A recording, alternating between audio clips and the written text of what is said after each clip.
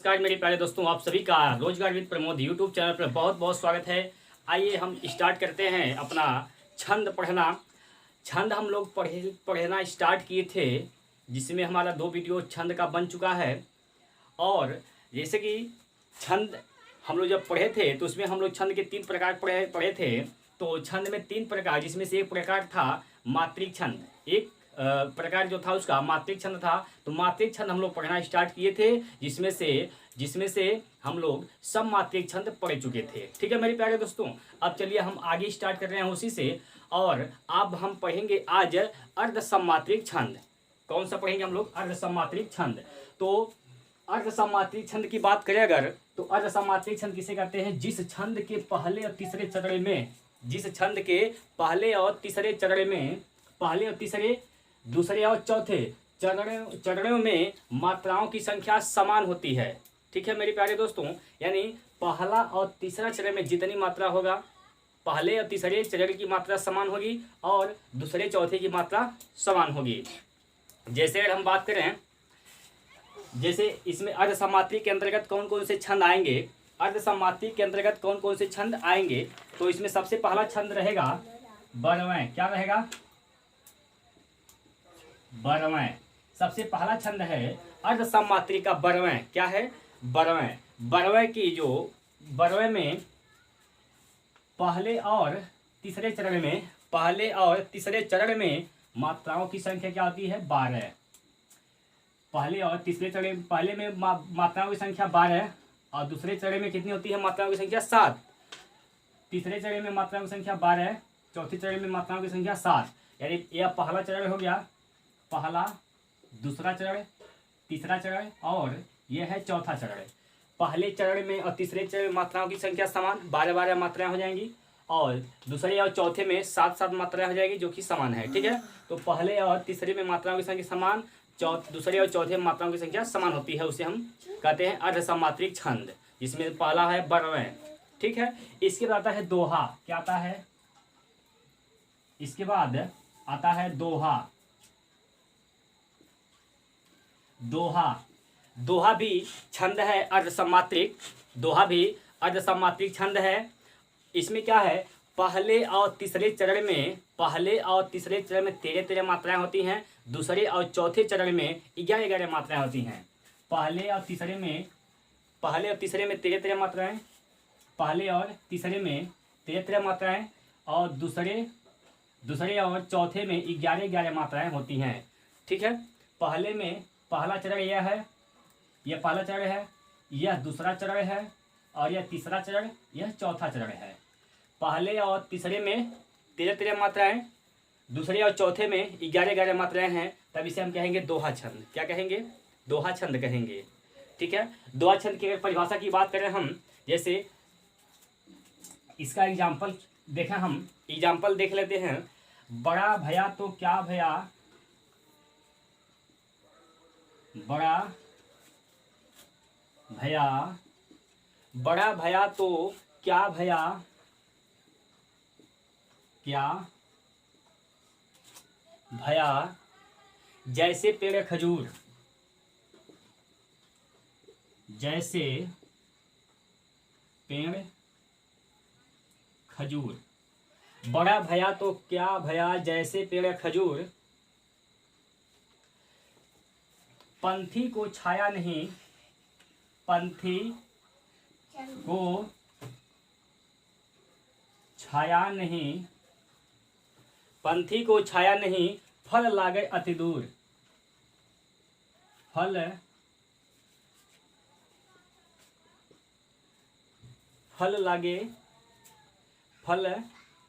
लागे अति दूर।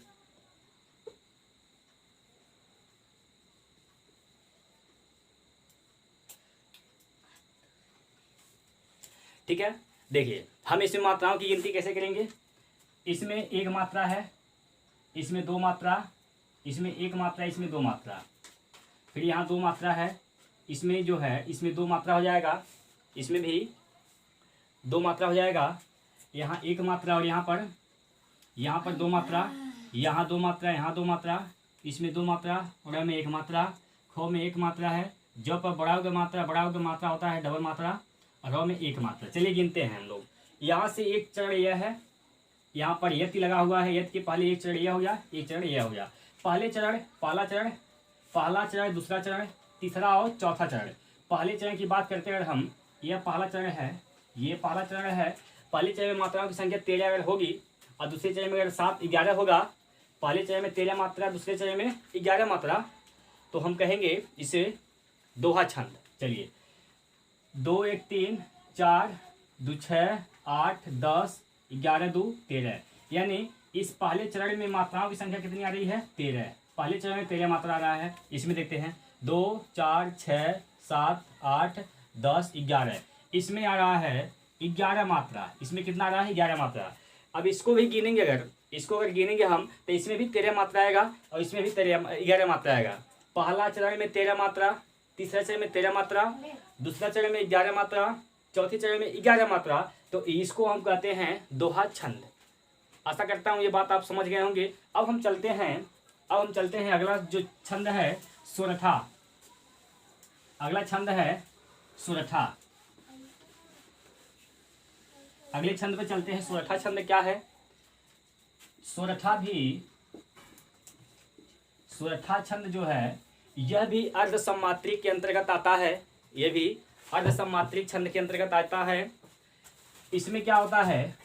इसमें पहले चरण में 11 मात्रा होता है, दूसरे चरण में 13 मात्रा होता है और चौथे चरण में 11, तीसरे चरण में 11 और चौथे चरण में 13 मात्रा। ठीक है, मतलब यह सोरठा जो छंद है यह दोहा का उल्टा होता है। दोहा में क्या होता था? पहले चरण में 13, दूसरे में 11, लेकिन सोरठा में क्या है?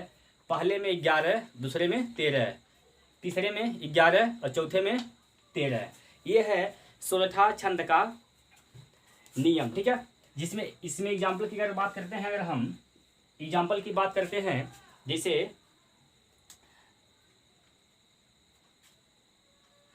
मतलबरी अनुहार,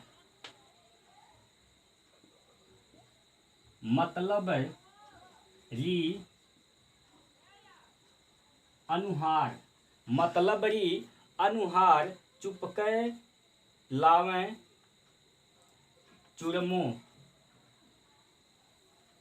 चुपके लावें चूरमो, चुपके लावें चूरमो, बिन मतलब मनुहार, बिन मतलब, ये मनुहार है, बिन मतलब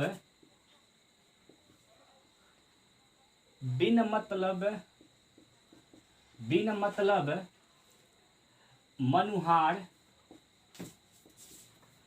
बिन मतलब मनुहार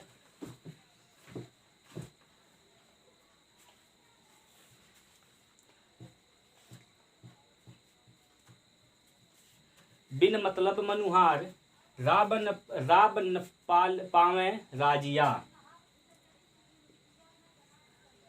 रावण पावे राजिया,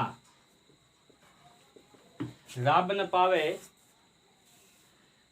राज्य। देखिए इसे मात्राओं की गिनती कैसे करेंगे हम? इसमें एक मात्रा, एक मात्रा, एक मात्रा, एक मात्रा। ठीक है, यहाँ र पर बड़ी की मात्रा डबल मात्रा होता है, म पर एक मात्रा, न पर छोटा ऊ का मात्रा है जिसमें एक मात्रा होगा, छोटा ऊ का हमेशा एक मात्रा होता है, ह पे आके मात्रा है डबल मात्रा होगा, र पर एक मात्रा होगा। ठीक है, इसके बाद च पर बड़ा ऊ का मात्रा है, 2 मात्रा होगा, प पर एक मात्रा, क पर 2 मात्रा होगा, ल पे आ के मात्रा डबल मात्रा होगा, ए की मात्रा डबल मात्रा होता है, बड़ा ऊ का मात्रा डबल होता है, र पर एक मात्रा, ओ का मात्रा डबल होता है। ठीक है, चलिए गिनते हैं अगर इसको हम, तो 1 2 3 4 2 6 7 8 2 10 11, यानी यदि के पहले इसमें पहले चरण में कितनी मात्रा आ रहा है? 11।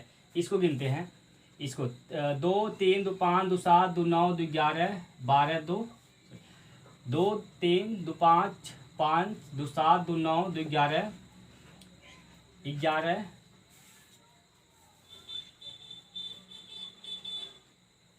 यहाँ पर छोटा ऊ का मात्रा है, यहाँ पर छोटा ऊ का मात्रा करेंगे तो यहाँ पर एक मात्रा हो जाएगा। अब गिनेंगे हम तो यहाँ 4 हो जाएगा, 4 4 8 8 5 13 मात्रा। यानी इसमें जो है पहले चरण में 11 मात्रा हो रहा है और दूसरे चरण में 13 मात्रा हो रहा है, तो इसको हम कौन सा छंद कहेंगे? इसको कहेंगे हम सोलठा छंद। इसको भी जब गिनेंगे, हम मात्राओं की गिनती करेंगे, तो इस तीसरे चरण में भी आपका 11 मात्रा आएगा और चौथे चरण में आपका 13 मात्रा आएगा।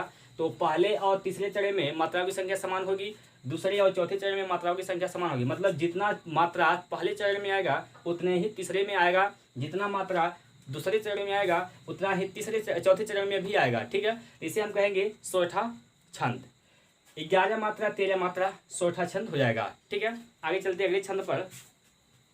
अगले छंद की बात करें हम, अगर अगला छंद जो है उल्लाला है। उल्लाला, अगला छंद उल्लाला। उल्लाला उल्लाला छंद भी आपका अर्ध सममात्रिक छंद आता है। अर्ध सममात्रिक छंद है। इसमें पहले और तीसरे चरण में 15-15 मात्राएं होती हैं। पहले और ये पहला चरण हो गया, दूसरा, तीसरा, चौथा। पहले और तीसरे चरण में 15-15 मात्राएं होती हैं। दूसरे और चौथे चरण में 13-13 मात्राएं होती हैं। 13-13 मात्राएं होती हैं। ठीक है, पहले में और तीसरे में अगर 15 मात्रा आ रहा है, दूसरे और चौथे में 13 मात्रा आ रहा है, तब हम उसे कहेंगे उल्लाला छंद। ठीक है, जैसे करते अभिषेक पयोद हैं। एग्जाम्पल की बात करें अगर हम, तो करते अभिषेक पयोद हैं। पयोद हैं, करते अभिषेक पयोद हैं। बलिहारी इस वेश की, बलिहारी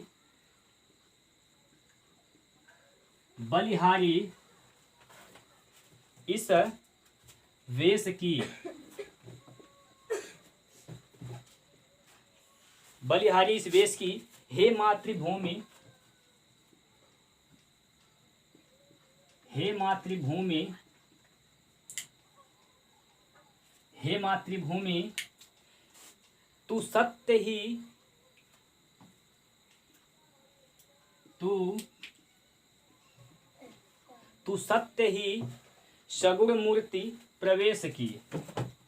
तू सत्य ही सगुण मूर्ति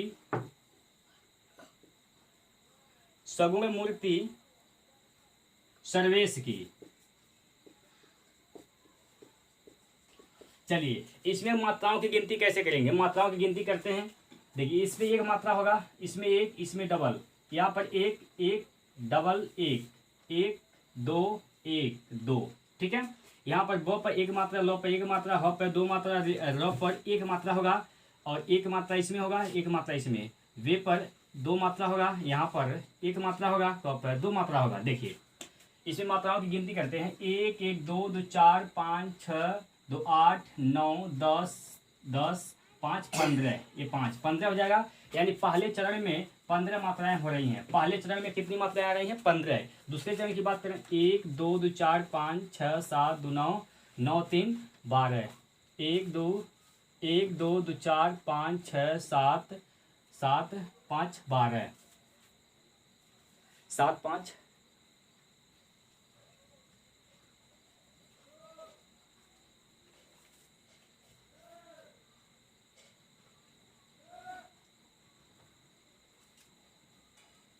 यहाँ पर र पर बड़ी की मात्रा रहेगा। र पर बड़ी की मात्रा करेंगे तो यहाँ डबल मात्रा हो जाएगा। र पर बड़ी की मात्रा करेंगे तो र पर बड़ी की मात्रा होने से बड़ाई की मात्रा डबल होता है, दो मात्रा वाला होता है, तो यहाँ 2 मात्रा वाला हो जाएगा। 1 2 2 4 2 6 7 8 2 10 11 2 13। तो पहले चरण में 15 मात्रा आ रहा है, दूसरे चरण में 13 मात्रा आ रहा, 13 मात्रा आ रहा। पहले में 15 और दूसरे में 13 मात्रा आ रहा है, तो इसमें हो जाएगा आपका उल्लाला छंद। क्या हो जाएगा? उल्लाला छंद हो जाएगा। ठीक है, चलिए अब हम आगे बढ़ते हैं।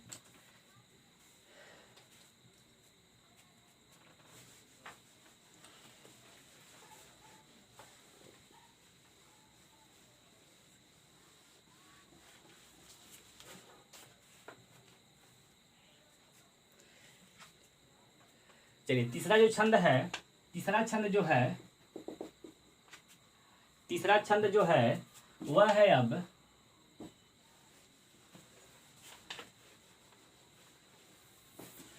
तीसरा छंद जो है यह है विषम मात्रिक छंद। विषम मात्रिक छंद। तीसरा छंद जो है वह है विषम मात्रिक छंद। विषम मात्रिक छंद, देखिए विषम मात्रिक छंद का मतलब 4 से अधिक चरण, इसमें जो है 4 से अधिक चरण हो सकते हैं या 4 से अधिक चरण होंगे, कितना, या तो 6 होगा या तो 8 होगा। 4 से इसमें जो है विषम मात्रिक छंद में चरण की संख्या 4 से अधिक होगी तो कितना हो सकती है, या तो 6 होगा या तो 8 होगा। ठीक है, चलिए जैसे हम बात करते हैं कुंडलिया की। कुंडलिया जो है, कुंडलिया छंद जो है यह आपका विषम मात्रिक छंद के अंतर्गत आता है और यह कुंडलिया 2 छंद मिलकर बना होता है। कुंडलिया जो है 2 छंद मिलकर बना होता है। कौन कौन? एक दोहा और एक रोला। दोहा प्लस रोला के मेल से बनता है आपका कुंडलिया छंद। दोहा और रोला के मेल से क्या बनता है? कुंडलिया छंद बनता है। ठीक है, इसमें प्रत्येक चरण में मात्राओं की संख्या, प्रत्येक चरण में मात्रा होता है, प्रत्येक चरण में मात्राओं की संख्या 24, प्रत्येक चरण में मात्राओं की संख्या 24 होता है। प्रत्येक चरण में मात्राओं की संख्या 24 होता है। शुरू और अंत समान शब्द पर होते हैं। शुरू और अंत समान शब्द पर होते हैं। ठीक है, इसके बाद आता है दूसरा जो छंद आता है विषम मात्रिक का छप्पय। छप्पय छंद भी विषम मात्रिक छंद है। छप्पय छंद भी विषम मात्रिक छंद है। छप्पय छंद किसके किसके मेल से बना होता है? यह बना होता है रोला प्लस उल्लाला। रोला प्लस उल्लाला छंद के मेल से क्या बना होता है? छप्पय छंद बना होता है। ठीक है, चलिए तो ये था मात्रिक छंद। मात्रिक छंद 3 प्रकार के हम लोग पढ़े हैं। एक सममात्रिक छंद और दूसरा अर्धसममात्रिक छंद, तीसरा पढ़े हैं विषम मात्रिक छंद। ठीक है, अब हम पढ़ने वाले हैं छंद 3 प्रकार के होते हैं। कौन कौन? मात्रिक, वर्णिक और मुक्तक छंद। तो मात्रिक छंद हम लोग पढ़ चुके हैं। अब हम लोग पढ़ेंगे वर्णिक छंद। छंद का जो दूसरा प्रकार होगा वह है वर्णिक छंद। वर्णिक छंद, छंद का दूसरा प्रकार है वर्णिक छंद। ठीक है, चलिए इसे हम पहचान कैसे करते हैं? जिन छंदों के चरण वर्णों की संख्या पर निर्भर करती है, जिन छंदों के चरण वर्णों की संख्या पर निर्भर करती है उसे हम कहते हैं वर्णिक छंद। जिन छंदों के चरण वर्णों की संख्या पर निर्भर करती है उसे हम कहते हैं वर्णिक छंद। क्या कहते हैं? वर्णिक छंद। जैसे प्रमाणिका। वर्णिक छंद के अंतर्गत आते हैं प्रमाणिका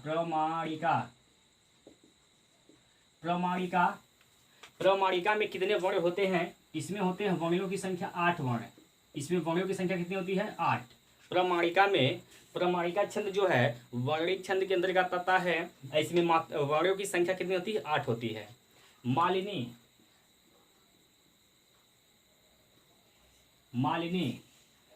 छंद की बात करें हम, मालिनी छंद में 15 वर्ण होते हैं। मालिनी छंद में कितने वर्ण होते हैं? 15। पंचचामर या चंचला। चंचला, चंचला में 16 वर्ण होते हैं। चंचला में कितने वर्णों की संख्या होती है? 16 होती है। इसके बाद है द्रुत विलंबित। द्रुत विलंबित, द्रुत विलंबित, द्रुत विलंबित। द्रुत विलंबित में चरण कितने होते हैं? इसमें होते हैं 12 चरण, सॉरी 12 वर्ण। द्रुत विलंबित में कितने वर्ण होते हैं? 12 वर्ण होते हैं। इसके बाद सवैया। सवैया, सवैया में वर्णों की संख्या 22 से लेकर 26 तक होती है। 22 से कहाँ तक? 26 तक हो सकती है। सवैया में वर्णों की संख्या 22 से 26 तक हो सकती है। इसके बाद आता है घनाक्षरी। घनाक्षरी, घनाक्षरी आपसे पूछा जाएगा कि घनाक्षरी कैसा छंद है? तो घनाक्षरी कैसा छंद है? वर्णित छंद है। इसमें घनाक्षरी में कितने वर्ण होते हैं? 31 वर्ण होते हैं। घनाक्षरी में वर्णों की संख्या कितनी होती है? 31। रूप घनाक्षरी, रूप घनाक्षरी, इसमें कितने होते हैं? 32। इसमें कितने वर्ण होते हैं? 32 वर्ण होते हैं। इसके बाद आता है देव घनाक्षरी।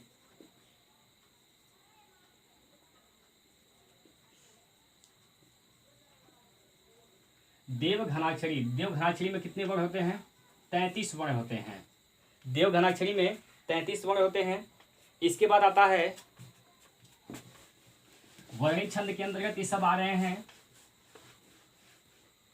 इसके बाद है इंद्र वज्रा। इंद्र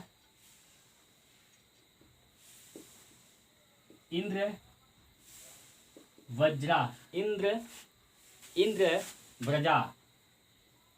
इंद्र व्रजा है, इंद्र व्रजा और उपेंद्र व्रजा, स्वागता, भुजंगी और शालिनी।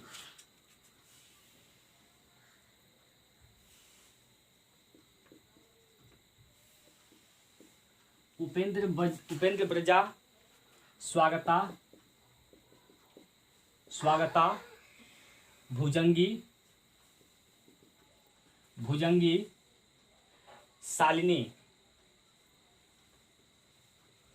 शालिनी। इसमें वर्णों की संख्या कितनी होती है? 11। इन सब में वर्णों की संख्या कितनी होती है? 11 होती है। ठीक है। वसंत तिलका।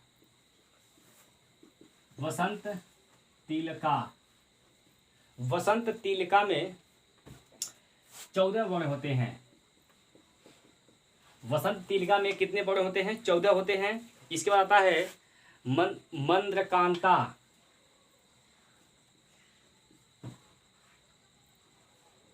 मंद्रकांता में मंद्रकांता और शिखरिणी।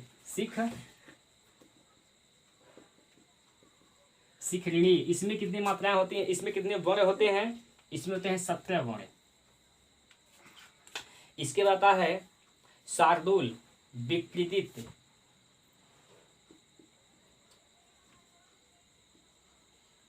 शार्दूल या विकृदित।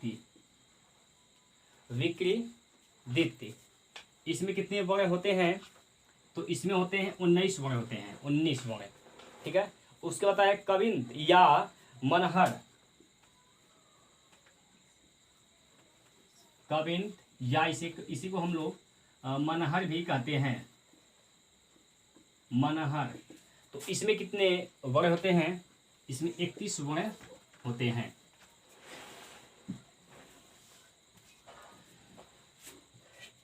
तो ये था वर्णित छंद।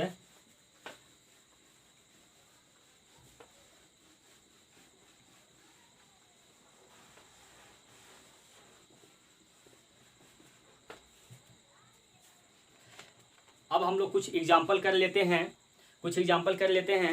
इसके बाद देखते हैं कि हम लोग को ये चीज़ें समझ में आ रही हैं कि नहीं आ रही। जैसे कि अगर हम बात करते हैं, प्रिय पति वह मेरा प्राण प्यारा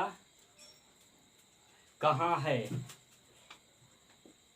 प्रिय पति वह प्रिय पति वह मेरा प्राण प्यारा कहाँ है। चलिए, इसमें आपको बताना है कि एक कौन सा छंद है, किसके अनुसार, वर्णिक छंद के अनुसार।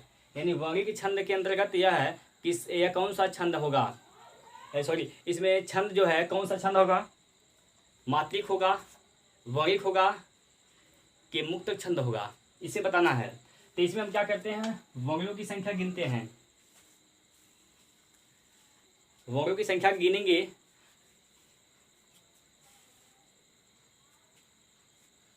देखिए 1 2 3 4 5 6 7 8 9 10 11 12 13 14 15। इसमें वर्ण कितने हैं, इसमें वर्णों की संख्या 15 है।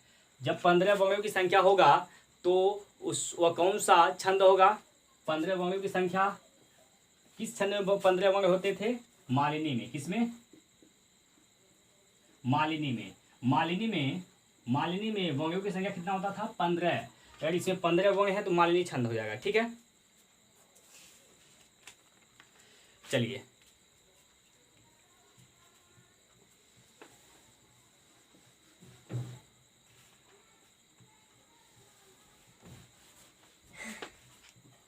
ब्रज की कुमारी का,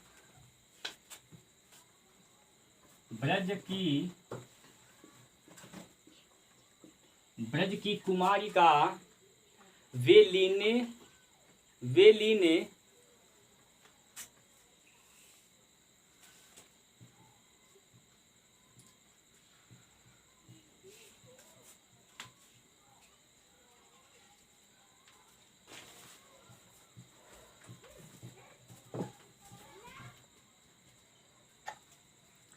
चलिए आइए दोस्तों, चलिए देखिए यहाँ पर कुछ एग्जाम्पल लिखे हुए हैं, इसमें बताना है। पहला एग्जाम्पल है, पहला हो गया है, ये अगला एग्जाम्पल है, यह अलग है, और यह पर यहाँ पर यह अलग है।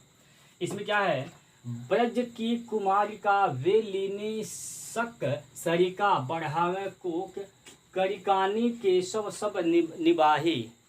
तो इसमें बताना है कि कौन सा, ये सब के सब जो है, सब के सब यह वर्णिक छंद है। लेकिन वर्णिक छंद के अंतर्गत कौन कौन सा छंद है, ठीक है, वर्णिक छंद के अंतर्गत ये कौन सा वर्णिक छंद है। चलिए इसमें हम क्या करते हैं, वर्ण को गिनेंगे, कितने वर्ण हैं, 1 2 3 4 5 6 7 8 9 10 11 12 13 14 15 16 17 18 19 20 21 22 23 24 25 26 27 28 29 30 31 32। कितने वर्ण हैं, कितने इसमें वर्ण हैं, 32। कितने वर्ण हैं इसमें, 32। जब 32 वर्ण हैं तो 32 वर्ण जब आता है तो उसे कौन सा छंद कहते हैं हम लोग, उसे कहते हैं रूप घनाक्षरी। रूप घनाक्षरी छंद कहेंगे। ठीक है, इसे हम कहेंगे रूप घनाक्षरी। इससे क्या कहेंगे हम लोग, इसे हम लोग क्या कहेंगे, इसमें कितने वर्ण हैं, 1 2 3 4 5 6 7 8। पहले में 8 वर्ण हैं, इसमें कितने हैं, 1 2 3 4 5 6 7 8। इसमें भी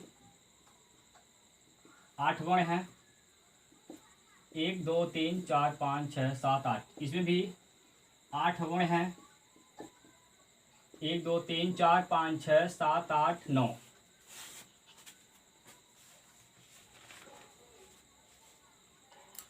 इसमें जो है, इसमें 9 वर्ण हैं। कितने वर्ण हैं, 9। तो टोटल कितने वर्ण हो जाएंगे इसमें, टोटल वर्णों की संख्या अगर गिने हम तो 8 त्रिक 24, 24 और 9 9 4 33, 33 होएगा, 24 9 33। यानी इसमें जो वर्णों की संख्या है टोटल 33 है, 33 वर्ण है। तो 33 वर्ण जब होता है तो उसे हम कौन सा छंद कहते हैं, उसे हम कहते हैं कौन सा छंद, उसे हम कहते हैं देव घनाक्षरी। क्या कहते हैं, देव घनाक्षरी। 33 वर्णों की संख्या है, 33 वर्ण वाले को हम कहते हैं देव घनाक्षरी कहते हैं। ठीक है, चलिए एक और छंद है,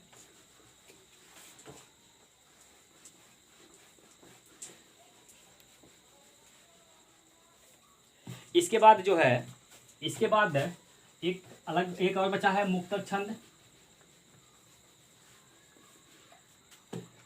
मुक्तक छंद। तीसरा जो छंद है वह है मुक्तक छंद।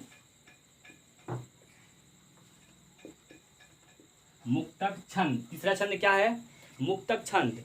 जिन जिन पर वर्ण और मात्रा का प्रभाव नहीं पड़ता है उसे कहते हैं हम मुक्तक छंद। यानी जो वर्ण और मात्रा से मुक्त हों, वर्ण और मात्रा से मुक्त हों, उन्हें कहते हैं हम मुक्तक छंद। ठीक है, आशा करता हूँ ये चीज़ें आपको समझ में आई होंगी।